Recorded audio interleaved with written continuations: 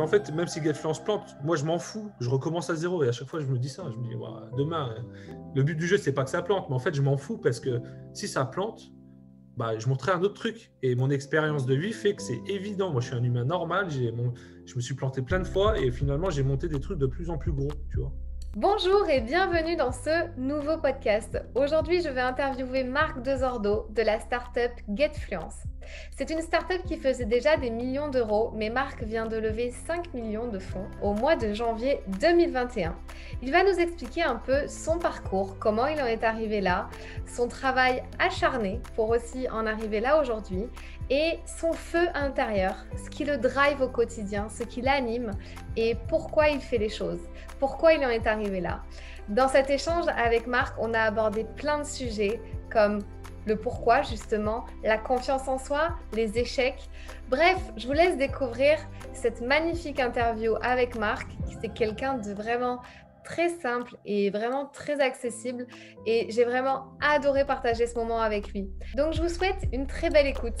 Bienvenue dans le podcast qui t'aide à révéler pleinement qui tu es. Je suis Fanny, coach en accomplissement personnel.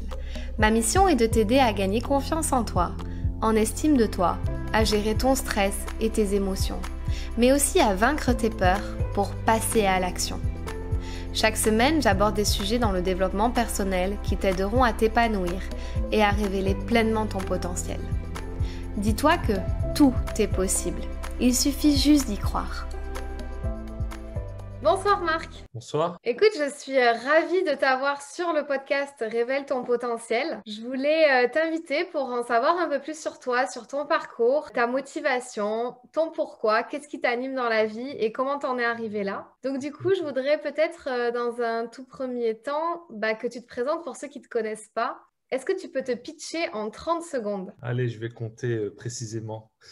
Donc, je m'appelle Marc Desordo, j'ai 33 ans, je suis entrepreneur dans le digital depuis 15 ans à peu près, peut-être un peu plus. Ça fait 3 ans que j'ai une boîte qui tourne bien, qui s'appelle getfluence.com, qui permet aux entreprises de faire la une de la presse digitale en Europe à travers des campagnes de brand content, qui sont des articles publicitaires, mais ça ressemble à des articles de presse traditionnels avec la mention sponsorisée. Voilà, ça fait 27 secondes et c'est Bravo, tout. top, tu as bien tenu ton pari.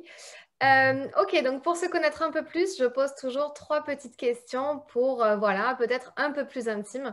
Quelles sont les 3 choses positives qui t'arrivent en ce moment dans ta vie? 3 choses positives, puis je me sens libre et ça amène beaucoup de choses. Le fait de pouvoir gérer son quotidien, de choisir un peu ce qu'on souhaite faire en fonction de ses envies. Donc, moi, je suis très focalisé sur la liberté. 3 choses positives, mais si je dois le dire, c'est ma liberté, ma fille, et puis les challenges que j'ai actuellement, qui sont sympas. Voilà. Oui, c'est vrai que tu as une petite princesse.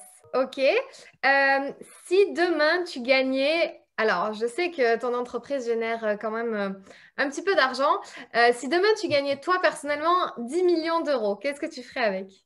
Je pense que je monterai un projet encore plus ambitieux rapidement, c'est-à-dire qu'avec autant de fonds, on peut lancer de grands projets très vite et pas attendre de croître. Mais personnellement, je pense que je lancerai une boîte très ambitieuse et innovante dans l'éducation, le social, le spatial, des sujets qui m'intéressent particulièrement. Ok, cool. Et dernière question, quelle est la personne que tu admires le plus? Elle peut être vivante ou morte. Ah, ça, c'est une bonne question.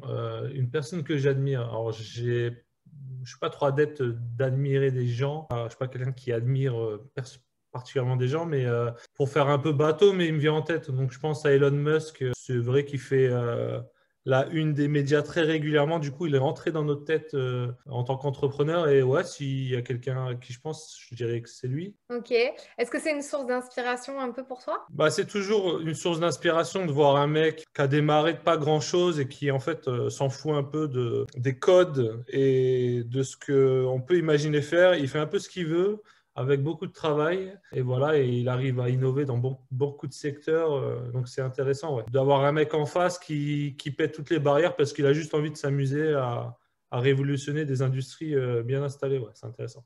Ok, merci pour cette réponse, génial.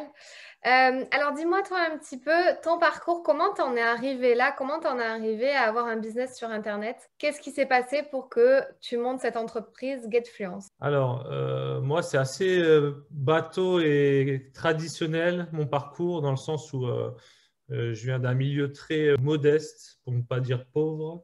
Et forcément, quand on voit ses parents frustrés tout au long de son enfance et de son adolescence, etc., il y a une partie des enfants qui veulent ne pas reproduire ça et qui sont plus traumatisés par ça que d'autres. Et moi, je pense que c'était mon cas. Donc, j'ai voulu très rapidement ne pas vivre la vie de mes parents et être libre. Chose que mes parents n'ont jamais connue finalement, parce qu'ils ont toujours eu des problèmes financiers qui leur ont bouffé la vie et la santé. Donc moi, j'ai des frères et sœurs, je suis le seul à avoir eu autant d'impact sur mon parcours. Mais voilà, moi, mon envie, c'était d'être libre quand je voyais tous les jours mes parents pas libres. Voilà, c'est tout bête, mais c'est ça. Ok.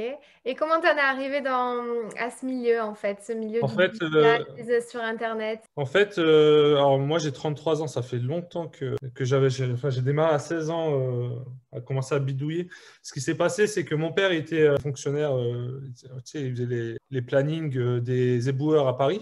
Comme il venait de ce milieu-là, parfois il ramenait des choses à la maison et un jour, parce que les éboueurs récupéraient des trucs qui fonctionnaient, un jour, en fait, il ramenait des ordis défoncés chez moi de temps en temps. Et puis, moi, je m'amusais à les réparer parce que, bon, déjà, j'avais pas grand-chose à faire. J'étais dans ma banlieue et voilà, on s'occupait comme on pouvait.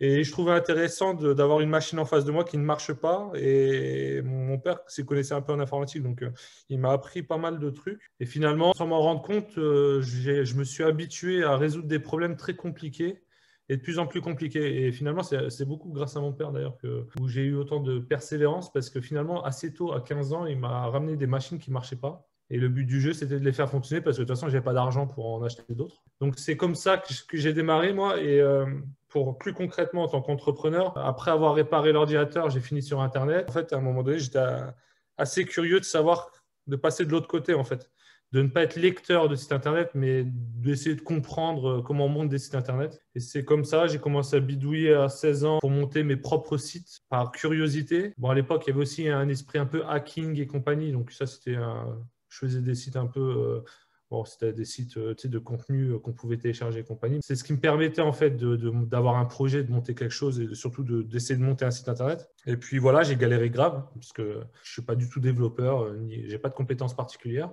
Et finalement, avec la persévérance, on arrive à tout. Donc j'ai résolu beaucoup de problèmes qui paraissaient insurmontables en développement et compagnie parce que je suis quelqu'un de moyen, enfin je suis vraiment un humain de base quoi. Mais sauf qu'en fait, je me suis rendu compte qu'en travaillant dur et en étant hyper persévérant, on finit par trouver une solution. J'ai appris à travailler et à obtenir des résultats.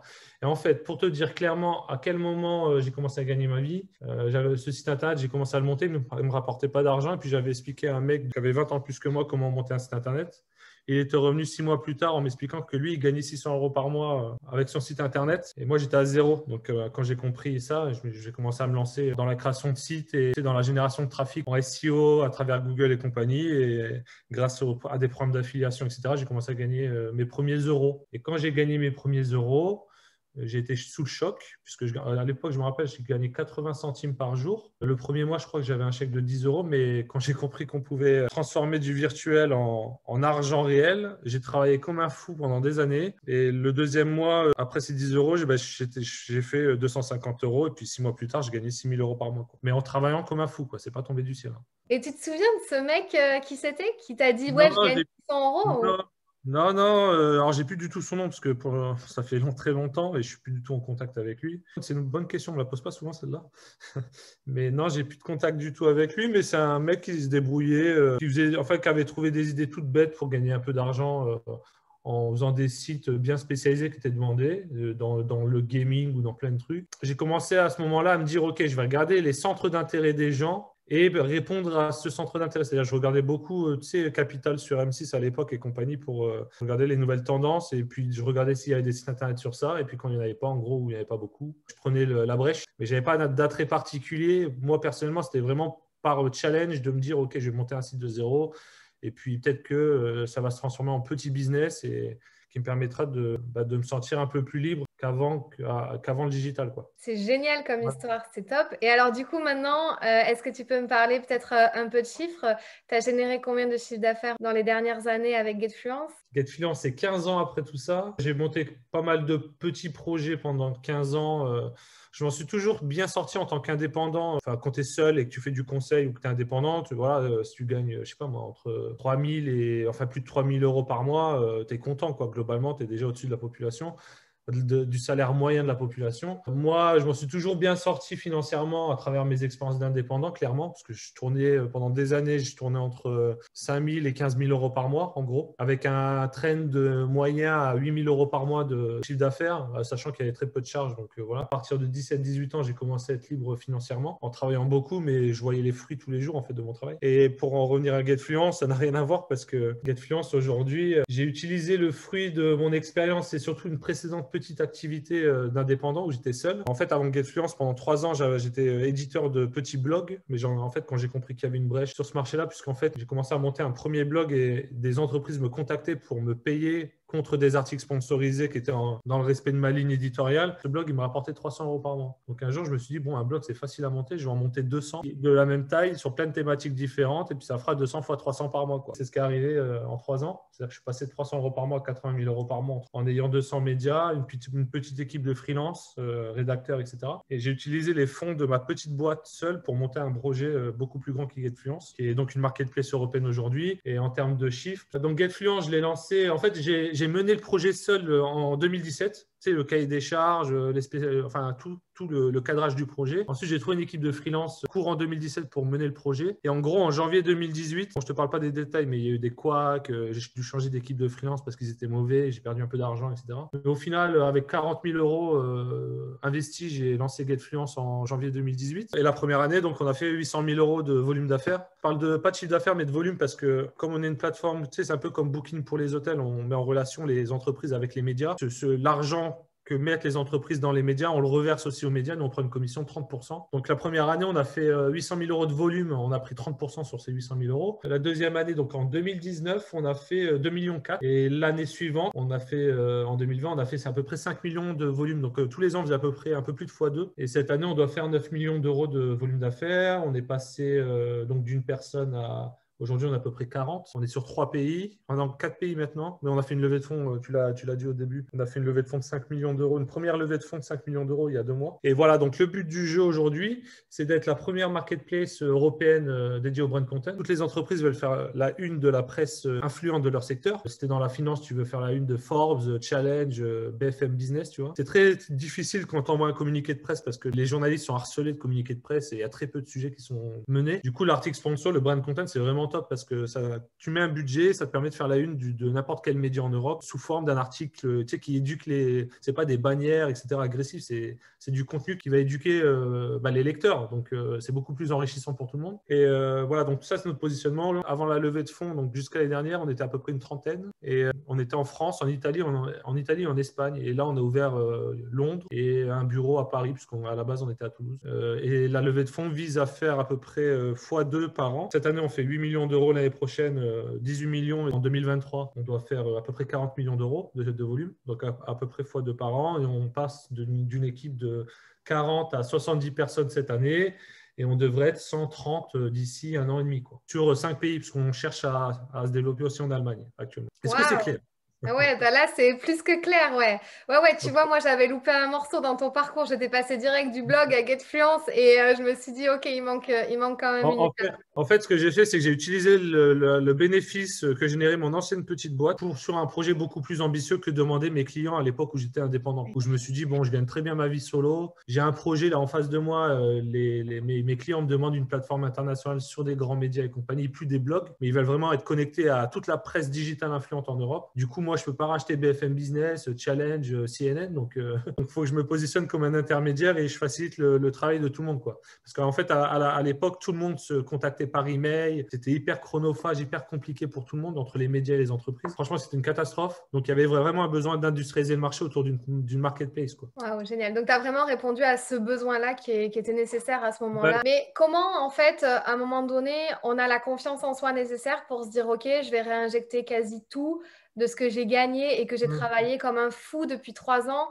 dans ce Alors, nouveau projet sans vraiment, voilà, en te disant, OK, ça va me mener où en fait? en fait, moi, bon, ça fait 15 ans que je fais ça, donc je me suis pris énormément de claques. Enfin, tu parlais de confiance en soi tout à l'heure. Je pense que j'ai confiance en moi réellement depuis 5 ans. J'ai fait énormément de conneries pendant 15 ans, c'est-à-dire petites et grandes, mais ça m'a jamais tué. C'est-à-dire que j'ai monté plein de boîtes, des projets que j'ai coulés, j'ai perdu 20 000 euros, je suis passé sur autre chose. Globalement, je m'en suis toujours sorti, j'ai toujours été rentable sur mes activités, mais franchement, tu vois, jamais, il y a 5 ans, je me serais dit, bon, je vais lancer une boîte européenne. En plus, GetFluent, je l'ai lancé, je ne parlais pas anglais à l'époque, donc j'ai dû apprendre l'anglais sur le tas. Et j'ai recruté des gens étrangers. Ça m'a forcé à apprendre l'anglais. Maintenant, je parle anglais, mais pour le coup, c'était la bonne solution, parce que monter une boîte européenne et recruter des gens non français, tu es obligé de parler, de communiquer avec eux. Donc, ce qui s'est passé, c'est que, en gros, les étapes avant de se dire je vais monter une boîte européenne, ce qui paraît inaccessible pour beaucoup de personnes, dont moi le premier il y a quelques années, c'est que tu passes des étapes en fait. Pendant des années, moi je vivotais positivement, c'est-à-dire que je montais des projets, mais en fait j'ai tellement plein d'idées que j'allais nulle part. C'est-à-dire que moi, enfin, on a chacun des défauts. Moi, mon défaut, c'est que je me dispersais tout le temps. C'est-à-dire que j'étais habitué à monter plein de projets quand j'étais jeune. Donc dès que je voyais une opportunité jusqu'à il y a 6-7 ans, je me lançais quoi. Et je me retrouvais avec 5-6 sites en même temps, 5-6 projets. Finalement, ton temps, tu le divises par 6. Donc, tu peux pas devenir leader ou influence sur un projet puisqu'il y a d'autres personnes qui mettent tout leur temps sur un projet. Donc, tu peux pas les défoncer en ayant 10 projets en même temps. Tu vois, ça, c'est impossible. À moins que tu aies une équipe de malades et de l'argent pour compenser le fait que tu passes pas de temps dessus. Mais dans mon cas, je me suis rendu compte après 10 ans que je faisais beaucoup de choses et que finalement, je gagnais bien ma vie, mais je vivotais quoi. C'est-à-dire que bon, je gagnais quoi, 5-6 000 euros par mois, donc c'est très bien. Mais en tant qu'entrepreneur, après tant d'années, à un moment donné, il faut passer des caps quoi. J'avais pas de salarié, tu sais, j'étais toujours indépendant. Donc en fait, à un moment donné, il y a eu des choses dans ma vie qui m'ont fait comprendre qu'il fallait que j'arrête de me disperser. Et quand j'ai commencé à me focaliser sur un business, ça a tout changé. Et après, il y a la capacité à déléguer aussi. C'est-à-dire qu'il y a beaucoup d'humains, c'est normal. Quand tu es habitué à travailler seul, tu as du mal pendant des années. Si tu travailles seul, tu gères tout. Tu peux avoir confiance aux gens. C'est toujours difficile de se dire je vais déléguer, recruter des gens qui vont faire une partie de mon travail. Tu estimes que toi, tu maîtrises le mieux ton métier. Mais en fait, ça, c'est une connerie de malade. Moi, j'ai compris il y a 5 ans que c'était une connerie. Alors, j'ai toujours travaillé avec des freelances, mais recruter un salarié, lui donner une partie de ton travail, arrêter de checker, surveiller et compagnie, ça demande une certaine capacité quoi, et une maturité que j'ai eue il y a quelques années. En fait, j'ai compris que je pouvais intégrer dans mon équipe des gens plus intelligents que moi, mais qui n'avaient pas cette notion du risque à créer une entreprise avec tu sais, tous les risques financiers, etc.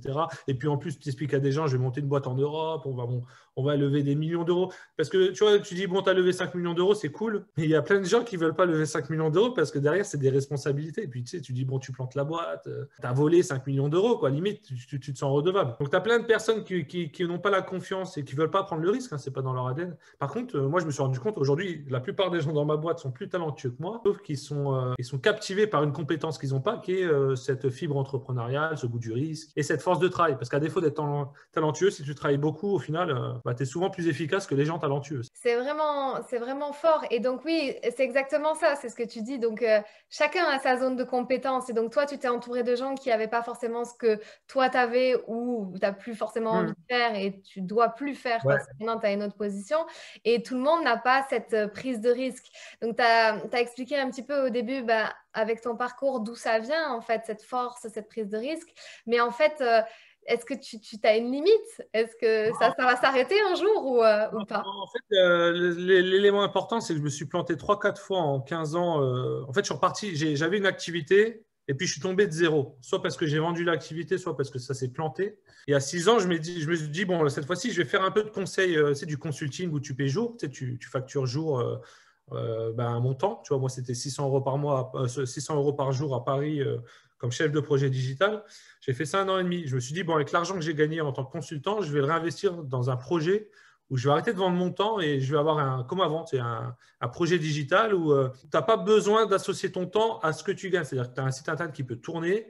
Toi, que tu sois là ou pas, il tourne. À un moment donné, c'est décorrélé de ton temps, tu vois, l'argent que tu gagnes. Et moi, je voulais faire ça et je m'étais dit, je me rappelle à l'époque, je gagnais bien ma vie en tant que consultant et je me suis dit, bon, si je bascule ce que j'ai gagné en 1 an et demi en tant que consultant sur une activité digitale où j'arrive à décorer les montants, parce que le but, c'était pas de ne pas travailler, c'était de créer une certaine machine automatique qui génère de l'argent parce que c'est un service dont les gens payent sur Internet et tu n'as pas besoin d'être derrière ton clavier pour que les gens aillent sur ton site et payent, quoi. Et en fait, à la base, je voulais gagner 4 000 € par mois. C'était mon but, comme quand j'avais 20 ans, quoi. Je me dit, bon, si je redeviens indépendant, libre, sans client, sans avoir à vendre mon temps et je gagne à peu près 4 000 € par mois, ben voilà, c'est bon, moi, je serais content. Et ben en fait, le truc est parti complètement en vrille parce que, en gros, je me suis planté plusieurs fois. Je me suis dit, bon, cette fois-ci, il va falloir y aller doucement. Si je gagne 4 000 € par mois, c'est cool. Sauf que le truc, il est monté à 80 000 € par mois. Donc, si tu veux, après pas mal d'échecs, tu dis, en fait, tu t'es planté plein de fois, tu as recommencé à zéro 3 fois. Et au bout de 3 fois, après 10 ans, tu arrives à monter un business de malade parce que quand même, 80 000, il faut les faire. Bah, tu te dis, en fait, tout est possible, quoi. Et c'est pour ça aussi que j'ai créé Getfluence. Je me suis dit, bon, j'étais capable sur une idée un peu à la con parce que monter des blogs et vendre du contenu sponsorisé, j'ai pas inventé un truc de malade. C'est hyper bateau, hyper bête comme business, franchement. Je me suis dit, je vais investir dans Getfluence, je vais mettre tout ce que j'ai gagné dans Getfluence parce que au pire, si je me plante, c'est pas grave. J'ai la preuve à travers mes 10 ans d'expérience qu'en fait, avec du travail et de l'ambition, en fait, même si Getfluence plante, moi, je m'en fous. Je recommence à zéro et à chaque fois, je me dis ça. Le but du jeu, c'est pas que ça plante, mais en fait, je m'en fous parce que si ça plante, bah, je montrerai un autre truc. Et mon expérience de vie fait que c'est évident. Moi, je suis un humain normal. Je me suis planté plein de fois et finalement, j'ai monté des trucs de plus en plus gros. J'ai une question, mais en fait, comment ça se fait que c'est évident pour toi? C'est pas évident pour tout le monde. Tu sais, il y en a qui vivent des échecs, qui n'arrivent pas à se relever. C'est dur Ouais, pour eux, tu vois. en fait, oui, c'est vrai, tu as raison. On n'a pas tous les mêmes traumatismes et les mêmes forces, la même histoire. C'est entreprendre ou faire d'autres choses, il faut comprendre pourquoi on le fait. Ça, c'est important.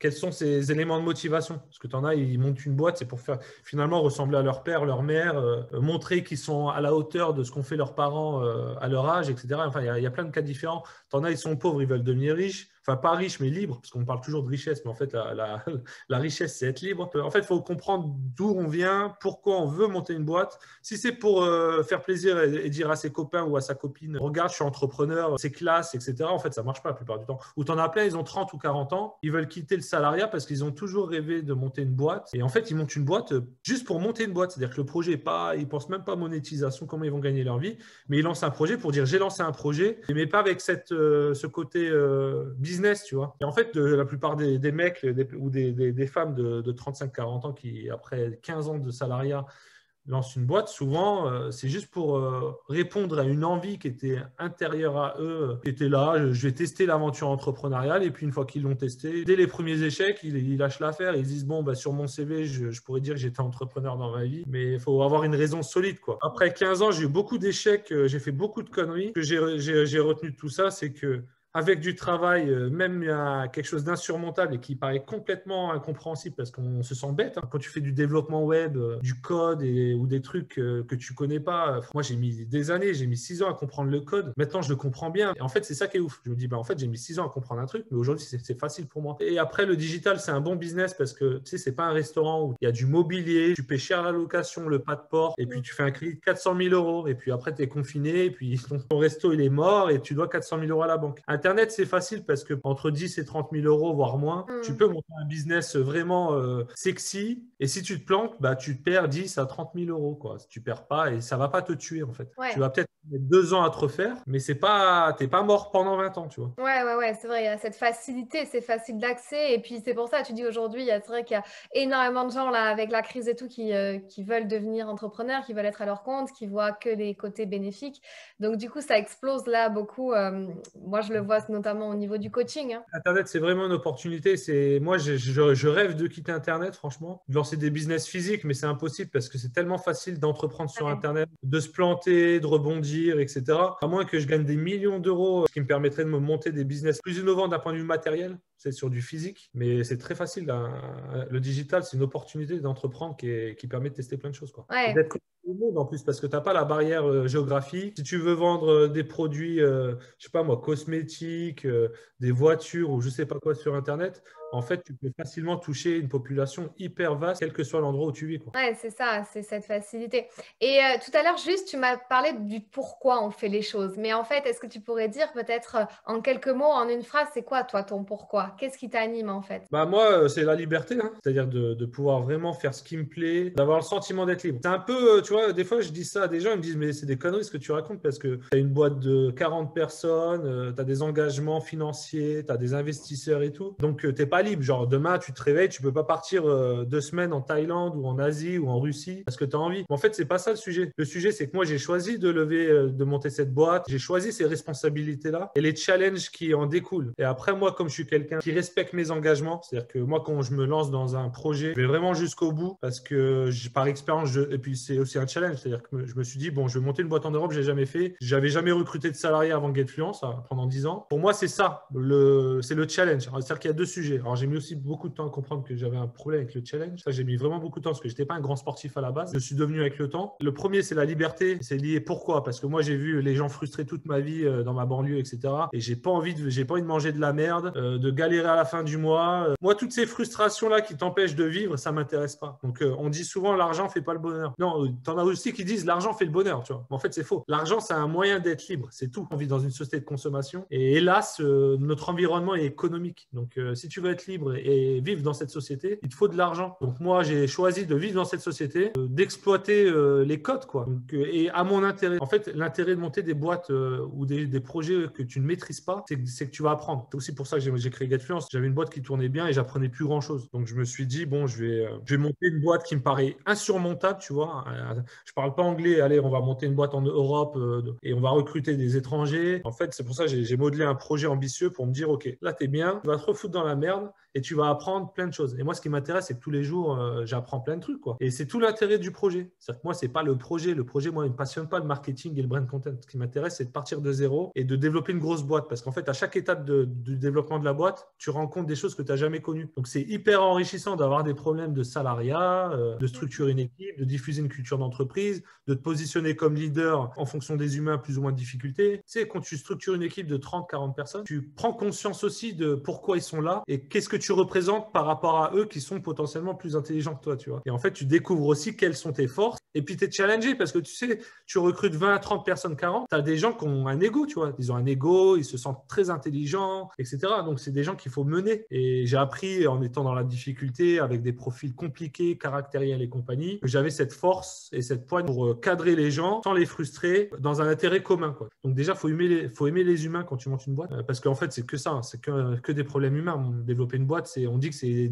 c'est de l'argent, c'est du business, c'est un truc de requin. Mais non, en fait, le but du jeu, c'est d'être entouré d'humains, de leur donner un peu d'amour et faire en sorte qu'ils soient bien dans la boîte et de les mener sur un projet sexy, tu vois. Tout en ce que chacun reçoive un peu de ce qu'il attend. C'est-à-dire, ça peut être financier, un cadre de vie, tu vois. Genre, tu as des couples ou des hommes ou des femmes qui ont plusieurs enfants. Ils veulent une entreprise qui leur permette d'être épanouis dans leur vie familiale et aussi leur vie professionnelle, etc. Tout ça, c'est des enjeux d'organisation et c'est ce qui m'intéresse. Ok. Est-ce que tu penses qu'il faut avoir vécu un trauma ou avoir eu une enfance difficile, une éducation difficile pour en fait avoir cette force intérieure, ce feu intérieur et voilà, et vouloir tout casser pour réussir? Je pense, alors il y a quand tu as un traumatisme, il y a deux portes de sortie. Soit tu le transformes en force, soit ça te tire vers le bas, quoi. Tu as des gens, ils vont faire des trucs de dingue hyper positifs, tu en as d'autres qui vont tomber dans la drogue. Ça dépend du contexte. Bon, chaque humain est différent. Mais je pense que le traumatisme, c'est un grand mot, hein. Tu vois, il y a des traumatismes beaucoup plus violents que d'autres. Je veux dire, vivre dans la pauvreté, en soi, si tu arrives à 20 ans et que tu es encore en forme, tu n'es pas en malnutrition profonde, est-ce que c'est un vrai traumatisme? C'est plus une opportunité d'avoir un peu plus de force, tu vois. Donc, il faut voir le degré du traumatisme. C'est facile de dire, je ne peux pas te dire aujourd'hui, un traumatisme, c'est une chance d'être traumatisé parce que tu peux en faire une force. Ça dépend du degré de gravité du traumatisme. On ne va pas rentrer dans les détails, mais tu as des gens qui ont été agressés quand ils étaient gamins. C'est difficile de leur dire, c'est une force, tu as de la chance, quoi. Tu vois, ce serait complètement débile de dire ça. Ouais. Mais dans un cas, tu as beaucoup de personnes qui vivent dans des conditions économiques difficiles. Beaucoup de personnes en France, c'est la plupart des gens. Là, je pense que c'est une force d'avoir connu des difficultés quand tu es gamin d'un point de vue économique, d'avoir vu tes parents un peu en galère, sans vivre dans la rue et être vraiment profondément en galère. Je veux dire, quand tu as perçu des difficultés de vie de tes parents, tu peux en dégager du positif. Mais ce n'est pas donné à tout le monde. Tu vois, moi, j'ai 4 sœurs, un frère. Je suis le seul à être entrepreneur, mais mon frère et mes sœurs n'ont pas perçu ça comme un traumatisme. ils ont de bons souvenirs de la banlieue et des galères. Et aujourd'hui, ils ont une vie tout à fait normale, tu vois. Sauf que moi, je ne sais pas ce qui s'est passé dans ma vie, mais j'ai vraiment mal vécu les difficultés financières de mes parents, tu vois.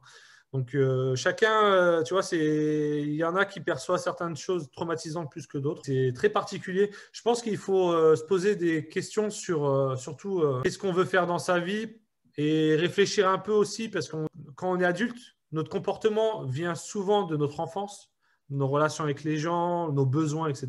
Enfin, tout vient de l'enfance, hein, clairement. Je pense qu'il faut déjà comprendre d'où on vient, qu'est-ce qu'on a vécu, qu'est-ce qui nous a été perçu de difficile. Qu'est-ce qui nous a sensibilisés? Et peut-être ces sensibilités-là, on peut les transformer en force parce qu'on a le sentiment que quand on était gamin, il manquait ça, ça, ça, que c'est triste et que c'est des choses qui profondément vous touchent. Et ça peut être une force à développer sur un projet qui ait du sens. Il y a plein de personnes qui bossent sans intérêt. C'est des tafs alimentaires, il n'y a pas de but. C'est assez triste de voir des gens qui bossent, qui se lèvent le matin et c'est alimentaire parce qu'ils apprennent rien, ils n'ont pas le sentiment de progresser, tu vois. Il vaut mieux aller dans des domaines ou des secteurs où exercer un métier, que ce soit entrepreneur ou pas, parce qu'entrepreneur, on s'en fout. À la limite, c'est une galère d'être entrepreneur. Il faut vraiment avoir cet ADN-là et aimer la difficulté. Mais dans plein de métiers, tu peux être médecin, infirmier, etc. Il faut vraiment savoir ce qui nous intéresse, qu'est-ce qui nous choque en société, tu vois, ce qu'on aimerait corriger et de travailler, contribuer, quoi, pour améliorer les choses. Je pense. C'est un point de vue personnel. Hein. Top, merci. Donc, en fait, si je résume ce que tu m'as dit, en gros, ce qui te drive, toi, c'est la soif d'apprendre, le challenge, et apprendre des nouvelles choses, repartir de zéro et monter un truc de A à Z. Ça te plaît? Moi, ce qui m'intéresse, c'est d'apprendre, d'être libre, mais surtout apprendre. Ouais. Et en plus, c'est hyper valorisant de péter des plafonds de verre parce que tu sais, tu me disais, mais tu as des gens, ils se plantent une fois, etc. Mais en fait, en 15 ans, j'ai résolu plein de petits problèmes anodins. Et en fait, tu résous des problèmes de plus en plus gros. Et au final, à la fin, tu n'as plus de limite. Moi, j'ai plus de limite psychologique parce qu'en fait, je me suis prouvé par mon expérience qu'en fait, en tant qu'humain moyen, je suis capable de surmonter quasiment n'importe quel problème. Et à défaut de les surmonter, de pouvoir rebondir. C'est-à-dire de me dire, OK, là, je peux vraiment pas le faire. Et j'ai compris pourquoi. Parce que j'ai ces défauts-là. Donc, soit ces défauts-là, je les corrige, soit ils sont tellement imprégnés que je vais essayer de le tourner en force, quoi. Super intéressant. J'ai encore juste une question par rapport à cette levée de fonds que tu as faite. Je crois que c'était l'an dernier, c'est ça? Non, la levée de fonds, on l'a eu en janvier de cette année, donc ça fait 3 mois. Ok. Et donc, du coup, comment tu as fait pour vraiment te dire, OK, maintenant, j'y vais, quoi. J'ai confiance en moi, j'ai confiance en mon projet, je vais arriver à les convaincre. Cette force de conviction, tu l'as eu comment? Est-ce que ça a été facile? Est-ce que ça a été difficile? En fait, ça a été facile dans le sens où moi, j'ai mené le projet pendant 3 ans seul. Je l'ai financé avec ce que je gagnais. Et la boîte est devenue rentable assez rapidement. C'est-à-dire qu'en janvier 2018, j'ai lancé le projet. En mai 2019, la boîte était rentable. C'est-à-dire que j'ai arrêté d'injecter de l'argent pour payer mes salariés. À l'époque, on en avait une dizaine. Et un jour, en mai 2019, j'avais plus besoin d'injecter de l'argent. C'est-à-dire qu'on gagnait assez d'argent pour financer l'ensemble de nos opérations sans aide extérieure. Et ensuite, on a continué à faire de la croissance. Donc, si tu veux, quand l'année dernière, moi, je suis allé voir les investisseurs et je leur ai dit, salut les gars, on débarque, on veut lever 5 millions d'euros. Et ils nous ont dit, ouais, mais vous avez levé combien jusqu'à présent pour en arriver là? En fait, non, les gars, en fait, c'est la première fois qu'on lève des fonds parce que tout le reste, on l'a fait nous-mêmes, tu vois. Toutes les galères, on les a faites. Vous ne financez pas les galères parce qu'on a monté une filiale en Espagne, on a recruté des gens, c'est planté, pendant 3 ans, on a fait plein de merde. Et on arrive au bout de 3 ans avec un projet qui commence à ressembler à un projet d'entreprise concret et bien organisé. Et cette année, on va faire 5 millions d'euros. On n'a jamais intégré aucun investisseur. Donc, filez-nous 5 millions d'euros et dans 3 ans, on en fera 40. Ok, donc, et ça, c'est passé. Non, mais en fait, c'est pas si simple. C'est-à-dire que nous, on a essayé de lever des fonds nous seuls, tu vois. Ouais. On a fait donc une présentation de ton projet avec ton prévisionnel, combien tu estimes faire, à quoi va servir l'argent, etc. Et quel est le projet, qui sont tes concurrents, comment tu vas battre tes concurrents si tu en as, etc. En fait, ce qu'on a fait, c'est que nous, au début, on a joué un peu, on est arrivé avec des investisseurs, ils nous ont envoyé balader. Nous, on a mis 1 an pour lever les fonds. En plus, il y a eu le Covid entre-temps. Donc là, je te dis ça, on a levé, mais ce n'était pas simple. Tu sais, tu as des gens qui lèvent des fonds, mais ils ont 6 mois de survie devant eux. Donc, ils sont pris au coup, quoi. Tu vois, ils doivent lever des fonds, sinon ils meurent. Nous, la boîte tournait, donc ça allait, on n'était pas en stress. Mais ça a mis 1 an. Et en fait, l'élément déterminant, c'est qu'on a en fait, dans le milieu des levées de fonds, il y a des leveurs de fonds. C'est des entreprises, des banques d'investissement qui sont spécialisées pour accompagner des entrepreneurs et pour structurer les documents financiers, faire la présentation qui va bien, les connecter aux bons investisseurs adaptés à leur positionnement. Et nous, on a travaillé avec KPMG, qui est un grand groupe d'audit internationaux. international, pardon. On a trouvé un contact chez KPMG qui nous a pris comme leveur de fonds. Donc lui, on l'a payé à peu près 100 000 euros post-levée de fonds. C'est-à-dire qu'une fois qu'on a fait la levée de fonds, nous avons une facture de 100 000 euros. Mais c'est grâce à lui qu'on a levé les fonds. Sinon, on aurait galéré. Il nous a mis en contact avec le bon réseau, les bonnes personnes. Ils ont produit des documents vraiment très pro. Ça a changé la donne, quoi. Ça nous a permis de lever ce qu'on a voulu. Voilà. Bah, écoute, merci beaucoup pour cet échange-là. Il y avait vraiment énormément de choses que tu as partagées. Est-ce que je peux te demander, est-ce que tu penses parfois à l'après GetFluence? Genre, qu'est-ce que je vais faire après? Est-ce que tu es ce genre de personne où enfin, tu restes quand même à fond dans ton projet-là et Non, puis... franchement, c'est une bêtise de. Enfin, moi, dans ma situation aujourd'hui où j'ai levé de l'argent il y a 3 mois, j'ai vendu un projet sur 3 ans. C'est pas évident de faire x2 de chiffre d'affaires tous les ans quand tu atteins plusieurs millions d'euros par an. Tu vois, c'est un vrai challenge. Hein. On a démarré l'année à 400 000 euros par mois de volume. On doit finir l'année à 1 million par mois de volume. Donc, ça ne se fait pas comme ça. Il y a des gros enjeux. Et souvent, par contre, on pose la question une fois que tu rentres des investisseurs dans ta boîte, tu t'engages à vendre la boîte. Parce que des investisseurs, s'ils te donnent 5 millions d'euros, c'est parce qu'ils veulent la vendre d'ici 3 à 5 ans. Ou s'ils ne veulent pas vendre la boîte, ils veulent sortir de la boîte et que d'autres investisseurs injectent suffisamment d'argent pour qu'eux sortent. Donc, moi, je sais que dans 3 ans, les investisseurs vont pousser pour vendre la boîte. Et moi, je ne peux pas me dire aujourd'hui, ça y est, j'ai levé 5 millions, je fais quoi après? Parce qu'en fait, la vraie galère, elle commence que maintenant. Toutes Ouais, les galères du passé, c'était des petites galères, mais maintenant, c'est des gros problèmes qui arrivent parce que plus c'est des boîtes d'une taille importante, plus les sujets sont lourds à traiter, que ce soit organisationnel, humain, etc. Du coup, je refuse de penser à après GetFluence parce que le projet démarre vraiment maintenant. Et il y en a qui prennent un peu le melon, qui se disent, bon, après GetFluence, une fois vendu, enfin, après ma boîte, une fois vendue, je vais monter des boîtes plus grosses. Mais en fait, il ne faut pas oublier que 90% des startups qui lèvent des fonds se plantent. Parce qu'en fait, quand tu reçois beaucoup d'argent dans ta boîte, tu accélères vite. Donc, quand tu accélères vite, c'est toujours pareil. Tu prends beaucoup plus de risques et tu prends des décisions beaucoup plus rapidement que dans une entreprise ouais. traditionnelle. Et quand tu engages beaucoup d'argent sur une connerie, tu peux planter ta boîte. Donc, moi, j'ai conscience que j'ai une chance sur 10 de vendre la boîte dans 3 ans. Je suis confiant parce que j'ai quand même j'ai le sentiment d'être pragmatique, tu vois, et aussi d'avoir une force de travail qui fait que je suis confiant sur l'avenir de la boîte. Mais il faut rester connecté à la surface de la Terre, quoi. Donc, je penserai à l'après GetFluence quand je ferai à peu près 30-40 millions par an. Et parce que quand tu fais autant de volume, tu as réussi le projet, quoi. Ouais. Ouais, c'est ça que j'allais dire en fait. C'était ça que je voulais savoir. C'était genre, tu vends la boîte et puis tu pars à la pêche ou, ou tu... Non, ou- je commence à me connaître un peu et j'ai besoin de challenge. J'ai mis et beaucoup ça va d'années à pas comprendre. s'arrêter. Non, j'ai compris. J'ai mis beaucoup d'années à comprendre. Tu sais, tu as des gens, ils Ouais. savent très jeunes qu'ils sont dans la compétition, ils aiment gagner et compagnie. Moi, j'ai mis 25 ans, 26 ans à comprendre ça. Et par contre, ma vie aujourd'hui que j'ai compris, c'est le challenge qui m'intéresse. Que ce soit ma vie perso ou pro, je suis complètement là-dedans. Maintenant que je me suis accepté en tant que compétiteur, tu vois, parce que j'aime péter les barrières, tu sais, le dépassement, quoi. Je suis d'accord. J'ai deux dernières questions. La première, c'est quelle est ta devise dans la vie ou quelle est ta plus grosse punchline qui te motive? Ah, ma plus grosse punchline qui me motive, j'aime bien une phrase très basique qui est quand on veut, on peut. Mais ouais, non, quand on veut, on peut, ouais, le travail paie, hein. Mais par contre, c'est très dur de travailler dur, quoi. Donc, faut pas lâcher. C'est compliqué quand tu n'as que des échecs en face de dire OK, je lâche l'affaire ou pas. Mais en fait, l'expérience fait qu'on constate que le travail paie. C'est évident, en fait. Ouais, Parce qu'on apprend de nos erreurs et à un moment donné, on est beaucoup plus fin. Moi, j'ai mis à peu près 15 ans à comprendre. Enfin, à partir de 30 ans, j'ai commencé à devenir un peu bon. Mais il y a des gens qui sont déjà très bons à 22 ans. Donc, quand on veut, on peut. Voilà, c'est très bien. C'est simple. Elle est connue de tous, cette phrase. Donc, elle va droit au but. Et la dernière question que je voulais te poser, c'est comment on fait pour garder cette simplicité que tu as, que je trouve que vraiment tu as. En fait, tu es quelqu'un de super abordable, super simple, et pourtant, ben, en fait, tu as cette force derrière, quoi. c'est dommage de. Enfin, je comprends ce que tu veux dire parce qu'il y a beaucoup de personnes qui manquent de simplicité. Je pense qu'il y a plus simple que moi encore, d'ailleurs. Je me considère vraiment comme un humain normal, hein, donc, et je pense que j'ai raison puisqu'on est tous constitués des mêmes facultés de base. Après, c'est vrai qu'à la naissance, il y a il y en a qui ont des dons, des talents, etc. C'est vrai, hein. Ouais. Enfin, non, le don peut exister, mais c'est en travaillant le don qu'on le transforme en talent, ceci dit. Il y a toujours une notion de travail dans dans la réussite, qu'on ait un don ou pas d'ailleurs. Moi, je n'ai pas le sentiment d'avoir fait quelque chose d'extraordinaire aujourd'hui, mais clairement, en plus, c'est le cas. Hein. On va pas à l'échelle des humains, de façon massive, je commence à sortir du lot sur le schéma économique. Mais en plus, on parle que d'économie. Je veux dire, c'est pas parce que tu fais 15 ou 100 millions par an que tu es quelqu'un de… Tu as plein de façons d'être riche. Ça peut être par le savoir, ce que tu transmets aux autres et compagnie.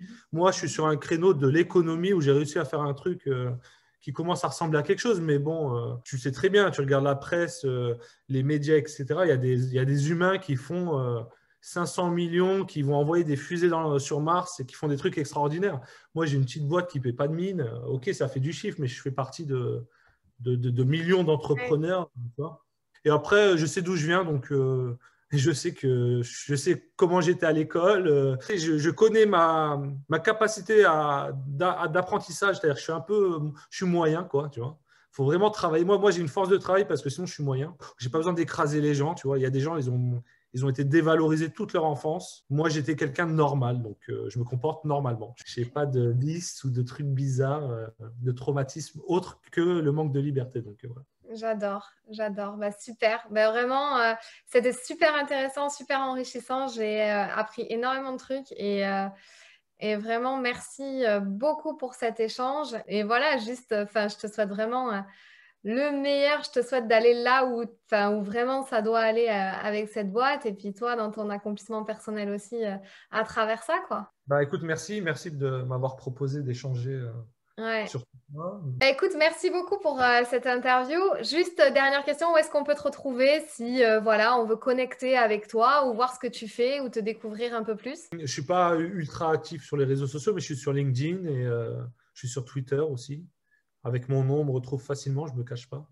Donc voilà, globalement. Le meilleur endroit, c'est LinkedIn. Ok, et on peut aller visiter ton site, c'est Ouais, Getfluence. getfluence.com, ouais, tout à fait. Getfluence.com. Ok, super. Bah écoute, merci beaucoup Marc. Merci à toi. Si ce podcast t'a plu, je t'invite à t'abonner ou à mettre 5 étoiles ou un like. Et tu peux aussi le partager à tes amis. Tu peux me retrouver sur tous les réseaux sociaux sous le nom de Fanny l'Esprit Coach. Si tu as des questions ou des sujets que tu aimerais que j'aborde, n'hésite pas à m'écrire. À très vite dans un tout nouveau podcast.